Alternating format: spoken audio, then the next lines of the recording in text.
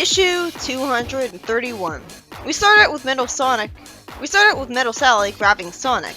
This is a turning point in the comic, setting the next phase of it radically apart from the rest of the comic, but not in a good way.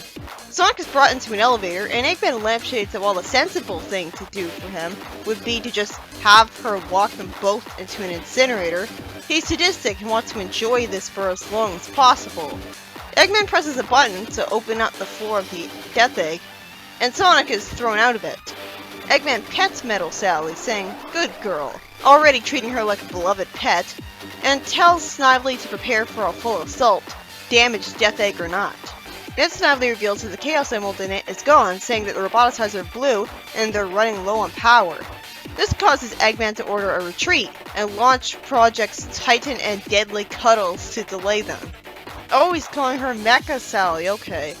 Well, I guess that is consistent with roboticized Sonic being called Mecha Sonic, but I could have sworn I remembered it being called the Metal Sally arc. And Metal Sally sounds better, so that's what I'm gonna call it. Mecha Sally makes me think of a giant mech or something. Fortunately, while Sonic follows all the Death Egg at high speed, landing on the hard metal wing of the Tornado 2 doesn't hurt him at all, despite it not being by any means a soft landing. And if anything, should have damaged the plane from him falling onto it with such momentum, but let's ignore that. After all, he suffered enough. Sonic tells Tails that he'll explain everything once he's gotten him back up there. And as Sonic lampshades how Ixis wasn't helping when that could have prevented Sally's situation, we see Ixis lying on the ground in a fetal position, talking about a flash of light and something being gone, being the bullshit explanation for why Ixis wasn't allowed to be helpful and useful in the Death Egg. But his Chaos Emerald staff is right there. How to get in this situation? How does this make any sense? This is such a stupid explanation. A giant robot appears in front of Big Vanilla and Cream called Titan Metal Sonic, who appears in a bunch of fire. I have a question, why the hell hasn't Nicole put up the force field protecting the city by now? Did Ixis literally remove her ability to do that when he destroyed just a few nanites of hers? This plot hole makes the conflict, or any conflict in the city for that matter, feel forced. Bunny and Ixis go after the robot to protect the city, sending fire at it, and after Ixis complains that it seems too tough for a teleportation-capable wizard who should have possessed Smoggle earlier to beat, he throws a blast of purple light at the robot, and Bunny seems to get covered in green crystals. Eggman tells Snively to put the engines on reserve power and put everything else into the Egg Annihilator beam and fire in the Nanite City. He tells Metal Sally to threaten Snively into doing what he's told despite the Death Egg being heavily damaged already, and Eggman calls her a good girl and complains about needing to think of a better name for her once again. He never will. So this running joke is going to be pointless. Sonic jumps on the Tornado 2, avoiding a huge blast of yellow light, and then when Ixis tells a crystal golem to serve its new master, we see that it was the Titan Metal Sonic who threw that blast of yellow light. Okay, so that means that Ixis can take control of robots just like the Iron Queen can, albeit in a more roundabout, unique way.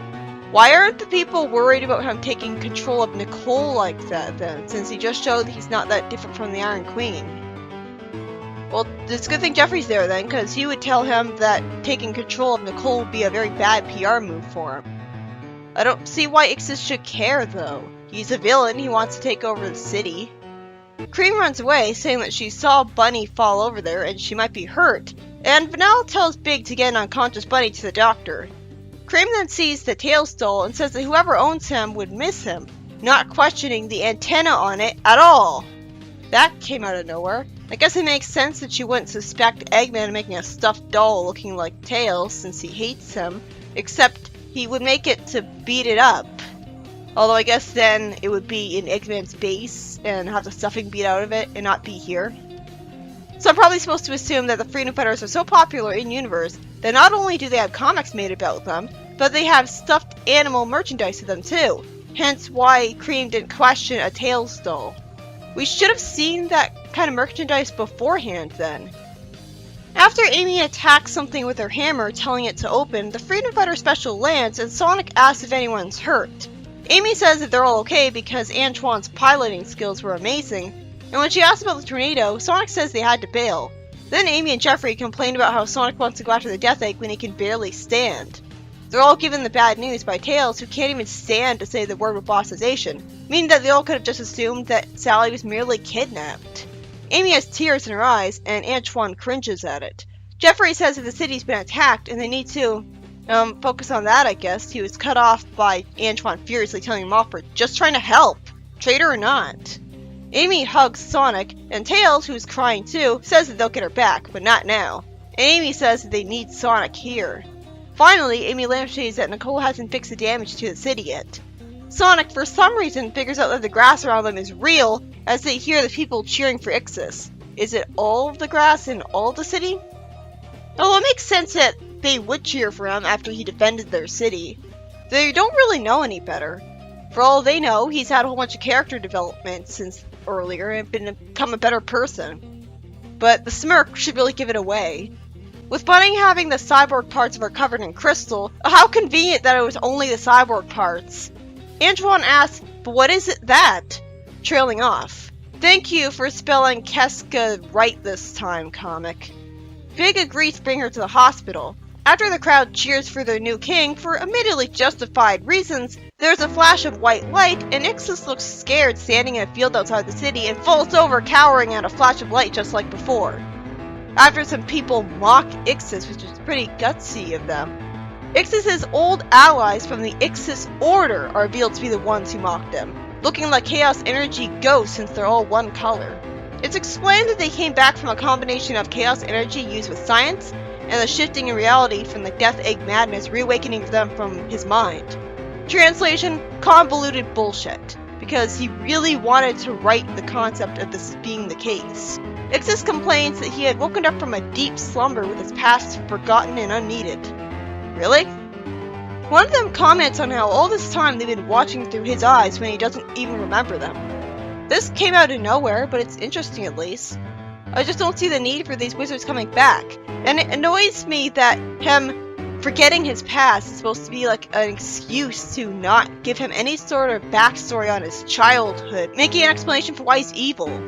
One of the wizards recaps the events of Ixis' backstory, but not the part that I would actually want to hear about, and explains that because their competition grew too fierce and their powers were so overwhelming, their bodies, minds, and abilities were combined, and somehow Ixis came out on top and not the others, looking just like he did before, instead of looking like a weird mixture of all three of them. Because this is a concept that was awkwardly added onto a much older story at the last minute, without being actually compatible with what was written before.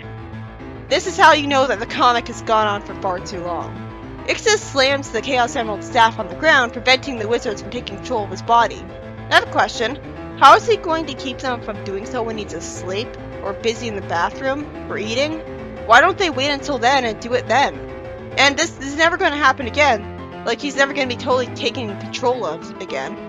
So that's a concept that will be totally put to waste. Then it's revealed that not only had Ixis teleported, but also went back in time to before the Titan Metal Sonic attacked. And he doesn't question the fact that he just fought this robot and wonder if he'll be teleported back again to relive the same experience in a stable time loop he can't get out of. Does he just not teleport away from the crowd this time? Why not?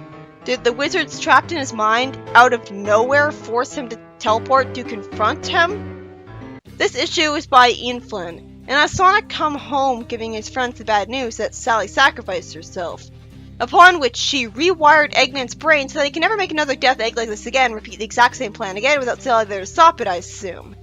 Except no, she didn't.